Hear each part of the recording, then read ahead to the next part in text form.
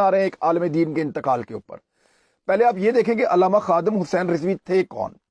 اٹک میں یہ پیدا ہوئے، وہاں کے رہنے والے تھے، اور 2017 میں یہ اچانک منظر عام پہ آتے ہیں.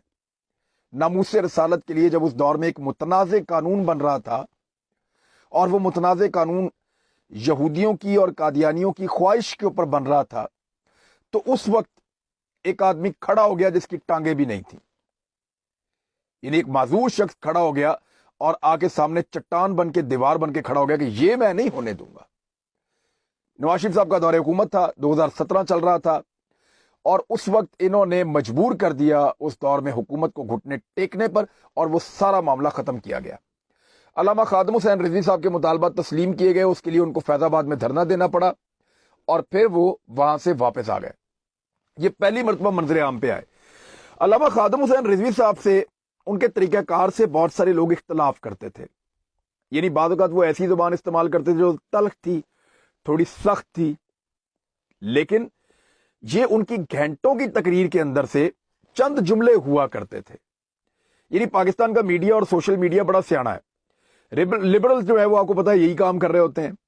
علامہ صاحب نے مثال کے طور پہ اگر 2 گھنٹے کی تقریر کی تو اس میں اگر ایک لوز جملہ ہے یا کسی جگہ پہ انہوں نے غلط لفظ استعمال کیا تو اس کو نکالیں گے اور نکال کے اس کو سوشل میڈیا پہ وائرل کرتے تھے. اور لیکن وہ جملے تو ان کے اپنے منہ سے نکلتے تھے علامہ صاحب کے. اس پہ آپ ان سے اختلاف کر سکتے ہیں، لیکن ناموس رسالت کے لیے پاکستان میں جو آواز سب سے بلند ہوتی تھی اور سب سے پہلے کھڑی ہوتی تھی وہ علامہ خادم حسین رضوی صاحب کی ہوتی تھی. یہ نہ صرف ایک عالم دین تھے، حافظ قرآن تھے، شیخ الحدیث تھے، بلکہ ان کو اقبالیات کے اوپر بہت عبور تھا.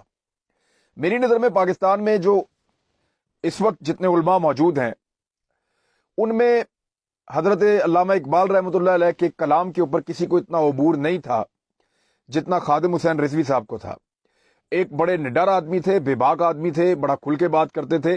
جہاں ان کو لگا مجھے ایجنسیوں کو بارے میں بات کرنی ہے کھل کے کی، جہاں لگا اداروں کے بات کرنی ہے کھل کر کی، جہاں لگا پولیس کے اوپر بات کرنی ہے کھل کر کی، جہاں حکومت کو ٹارگٹ کرنا ہے کھل کر کیا. کبھی کسی سے ہم نے ان کو ڈرے ہوئے یا گھبرائے ہوئے نہیں دیکھا، مشکل حالات کے باوجود.